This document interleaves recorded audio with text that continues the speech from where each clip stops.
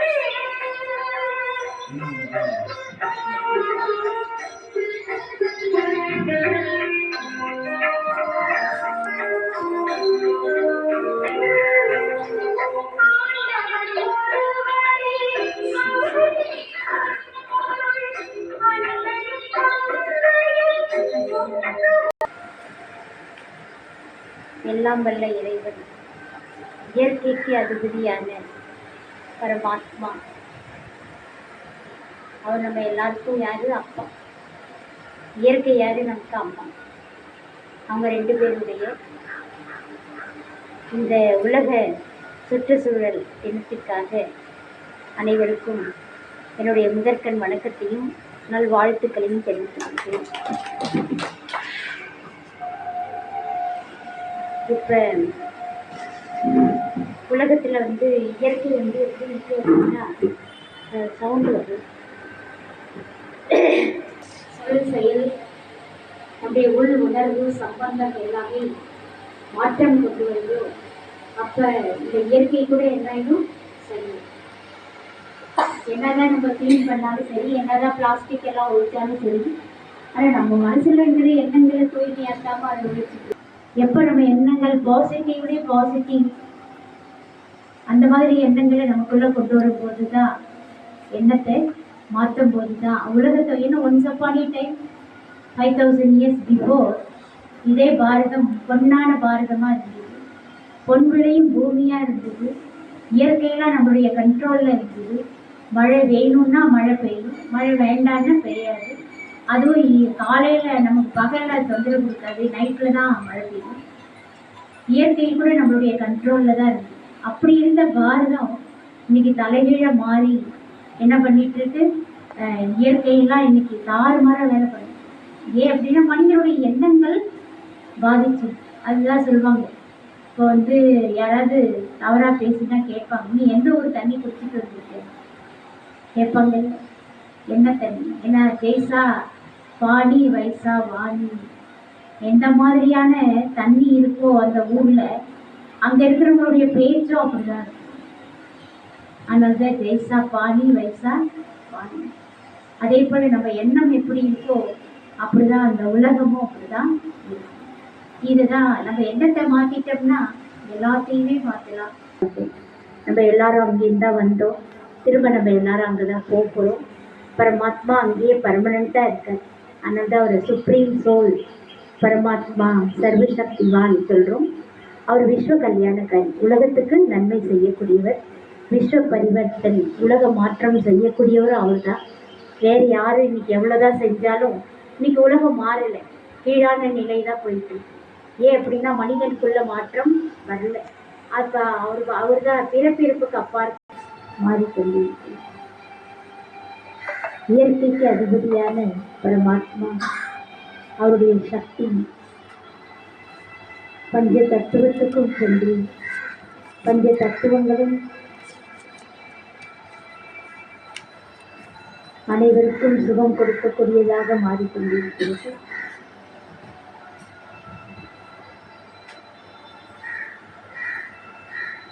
ஒன்பது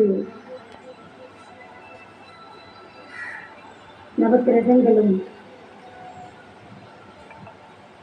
அனைவருக்கும் சுகம் கொடுக்கக்கூடியதாக சக்திசாலியாக மாறிக்கொண்டிருக்கிறது.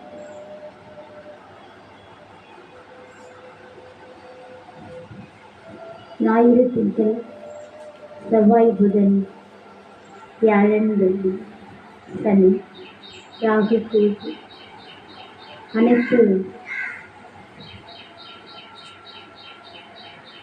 கோள்களும் சரியானபடி அமைதியாக அனைவருக்கும் நன்மை செய்யக்கூடியதாக அனைத்து கோள்களும் மாறிக்கொண்டிருக்கிறது.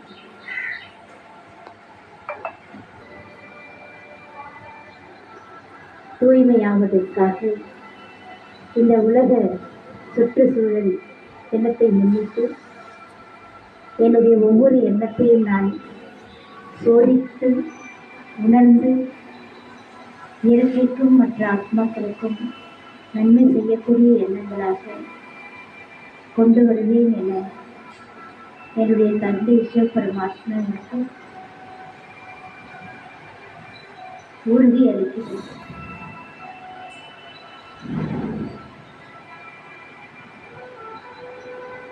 இந்த முழு உலகமும்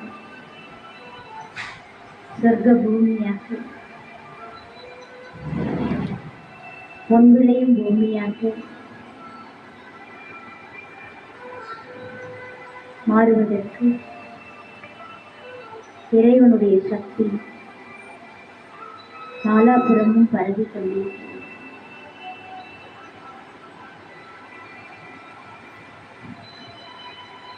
நான் அமைதியான பிரம்மாகுமாரிகள் இயக்கத்தின் தலைவி சகோதரி கோகிலாஞ்சி அவர்களுக்கும் சிறப்புரை வழங்க வந்திருக்கும் டாக்டர் நாகேந்திரன் சார் அவர்களுக்கும் என்னுடைய மாணவி ஸ்டூடெண்ட் அவர்களுக்கும் ஏனைய இந்த நிர்வாகத்தின் அங்கத்தினர் அனைவருக்கும் என் முதற்கண் நன்றி கடந்த வணக்கத்தை தெரிவித்துக் கொண்டு